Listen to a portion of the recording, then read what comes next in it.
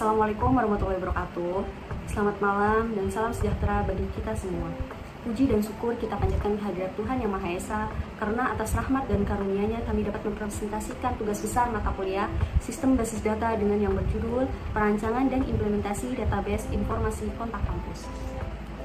Presentasi ini disusun sebagai bentuk penerapan konsep perancangan basis data, mulai dari analisis kebutuhan, perancangan struktur database, hingga implementasi yang dapat digunakan untuk mengelola informasi kontak kampus secara terstruktur, efektif, dan mudah diakses.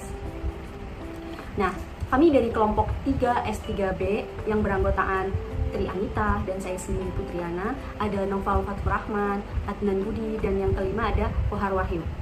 Nah, pada kesempatan ini akan menjelaskan latar belakang, tujuan, perancangan sistem, serta hasil implementasi database yang telah kami buat.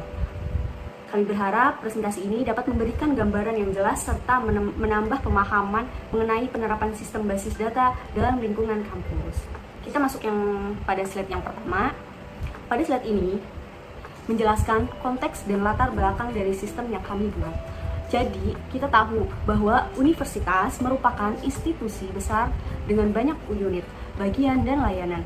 Karena itu, informasi termasuk kontak dosen, staf, maupun unit kerja jumlahnya cukup banyak dan tersebar di berbagai tempat.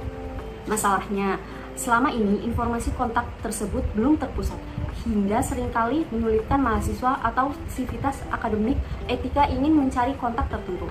Nah, dari situlah muncul utama sistem ini, yaitu menyediakan database informasi kontak kampus yang terpusat, rapi, dan mudah diakses. Nah, dengan adanya sistem ini, kami berharap hambatan komunikasi bisa dikurangi. Tidak ada nih lagi keterlambatan layanan hanya karena informasi kontak yang sulit ditemukan.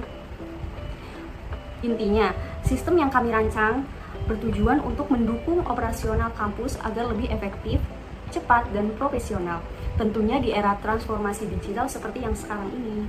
Selanjutnya, pada slide ini kami menjelaskan kebutuhan sistem yang dibagi menjadi dua bagian, yaitu kebutuhan fungsional dan kebutuhan non-fungsional, serta faktor atau pengguna sistem. Nah, yang pertama nih, ada sisi kebutuhan fungsional. Sistem yang kami buat harus mampu menyimpan data informasi kontak, mulai dari tingkat universitas sampai personal.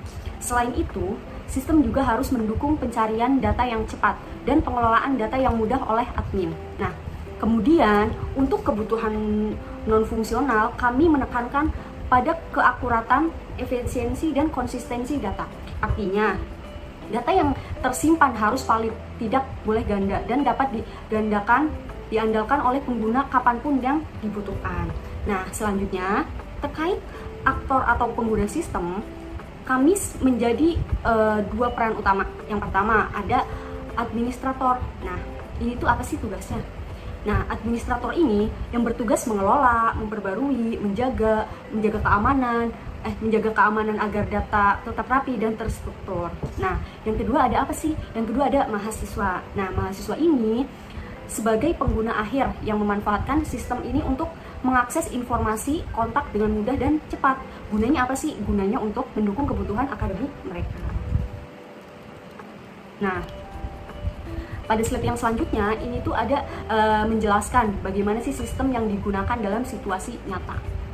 Nah, skenarionya cukup sederhana. Ketika mahasiswa mencari kontak dosen, mereka hanya perlu ke sistem yang lalu menjalankan perintah atau pencarian sederhana. Nah, misalnya nih berdasarkan nama dosen atau unit kerjanya.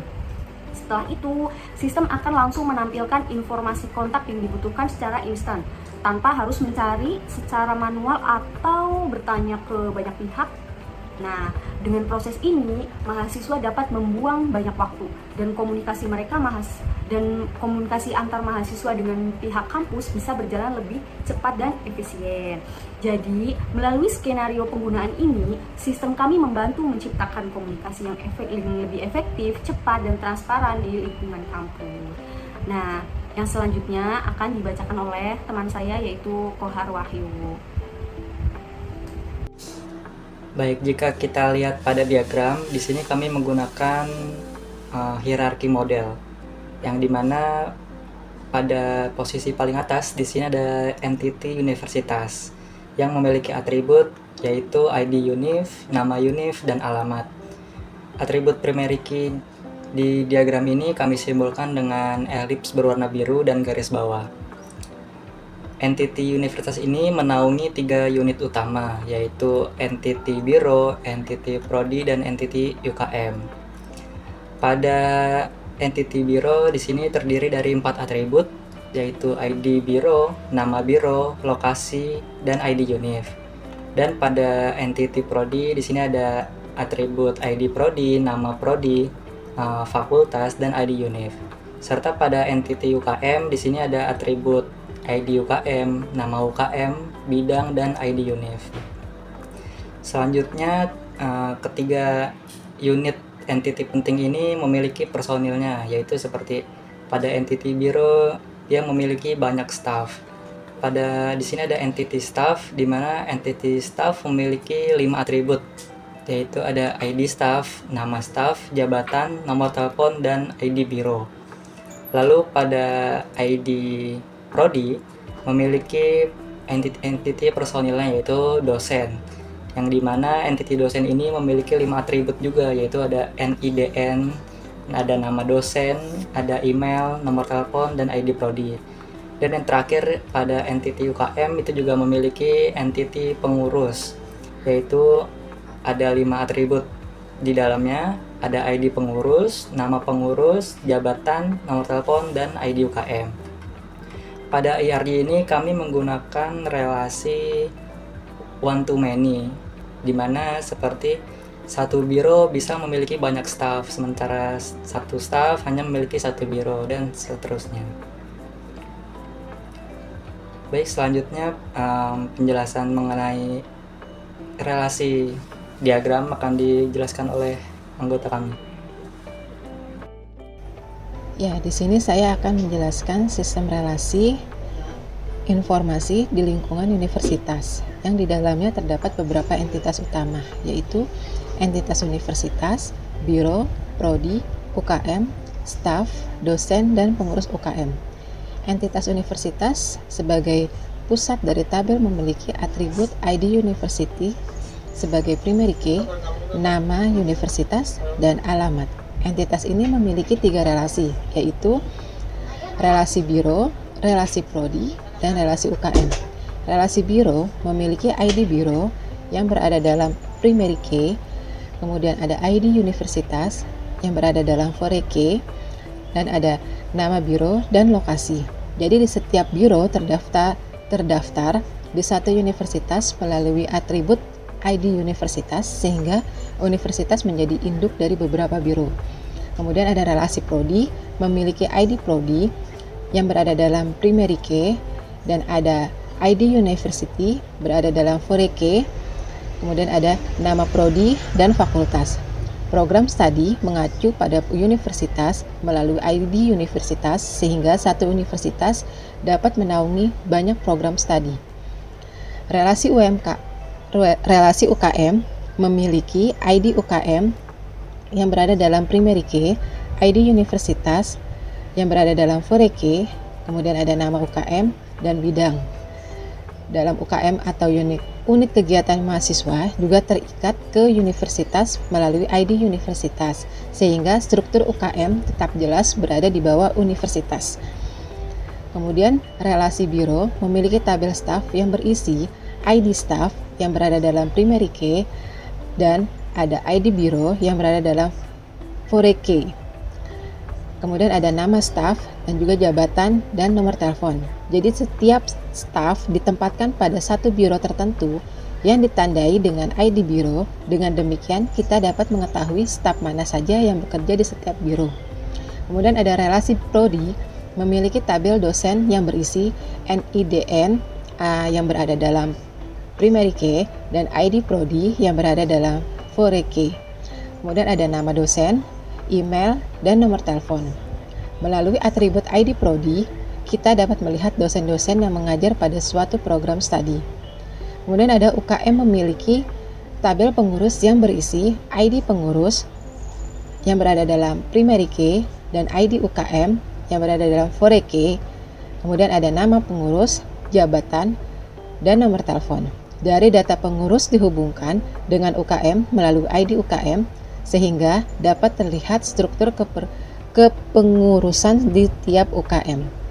Demikian penjelasan relasi dari saya dan akan dilanjutkan oleh teman saya, Naufal dan Adnan. Silakan. Slide ke-7, pada slide ini kami menampilkan Entity Relationship Diagram atau IRD dari sistem universitas yang kami rancang. IRD ini berfungsi sebagai gambaran awal struktur database sebelum masuk ke tahap implementasi. Entitas utama dalam sistem ini adalah universitas. Karena seluruh data berpusat pada satu universitas, universitas memiliki relasi one-to-many dengan 3 entitas utama yaitu biro, program studi, dan UMKM. Artinya, satu universitas dapat memiliki banyak biro, banyak program studi, dan banyak UMKM. Selanjutnya, masing-masing entitas tersebut memiliki turunan data. Yang pertama ada biro berelasi dengan staf, prodi berelasi dengan dosen, dan yang ketiga ada UMKM berelasi dengan pengurus.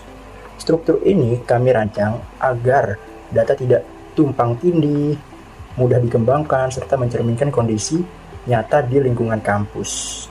Slide ke-8, diagram relasi tabel pada slide ini menunjukkan implementasi dari IRD ke dalam bentuk tabel database. Tabel universitas menjadi tabel induk yang terhubung ke tabel biro, prodi, dan UMKM melalui foreign key ID_UNIF. Kemudian, tabel biro terhubung ke tabel staff, tabel prodi terhubung ke tabel dosen, dan tabel UMKM terhubung ke tabel pengurus. Penggunaan foreign key ini bertujuan menjaga integritas data sehingga tidak ada data staff, dosen, atau pengurus yang berdiri tanpa keterkaitan dengan universitas. Dengan struktur relasi seperti ini, proses pencarian dan pengelolaan data menjadi lebih efisien, konsisten, dan terstruktur. Selanjutnya akan dibacakan oleh Naufal. Oke, terima kasih Adnan. Pada slide selanjutnya tentang pengisian data table. Pada tahap ini kami masuk ke proses implementasi database menggunakan MariaDB melalui XMPP. Langkah pertama adalah membuat database dengan nama, informasi _kontak_kampus, kemudian database tersebut dipilih sebagai basis kerja. Setelah itu kami mulai membuat tabel-tabel utama seperti universitas, biro, prodi, dan UKM. Setiap tabel dilengkapi dengan primary key untuk membedakan setiap data secara unik. Nah, beberapa tabel juga menggunakan foreign key untuk menghubungkan data antar tabel sesuai dengan IRD yang telah dirancang sebelumnya. Slide selanjutnya tentang isi data setiap tabel.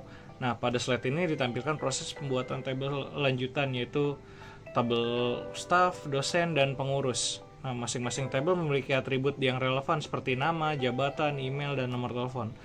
Nah, relasi antar tabel diterapkan menggunakan foreign key, misalnya tabel staff terhubung ke tabel biro, tabel dosen terhubung ke tabel prodi, dan tabel pengurus terhubung ke tabel UKM. Penerapan relasi ini memastikan bahwa setiap data personel memiliki konteks yang jelas dan sesuai dengan struktur organisasi kampus. Nah, setelah struktur database selesai, tahapan selanjutnya adalah pengisian data awal atau insert data. Nah, data dimasukkan ke tabel prodi, UKM, dosen, staf, dan pengurus dengan atribut yang lengkap dan saling terhubung melalui foreign key. Selain itu, kami juga melakukan pengujian menggunakan query pencarian data, contohnya mencari kontak dosen berdasarkan nama tertentu. Nah, hasil query ini membuktikan bahwa database berfungsi dengan baik dan mampu menampilkan informasi kontak secara cepat dan akurat sesuai kebutuhan pengguna. Biar lebih mudah, berikut saya tampilkan kilasan cara pembuatan database IRD, isi table, dan relasi yang kami buat. Check this out.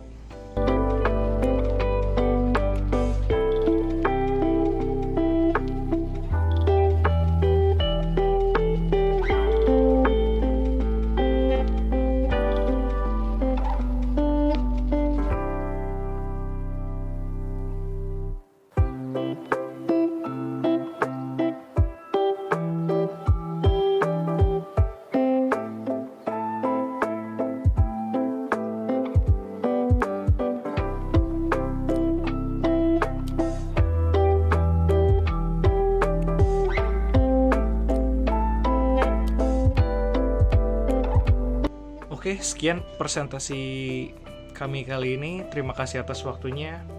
Wassalamualaikum warahmatullahi wabarakatuh.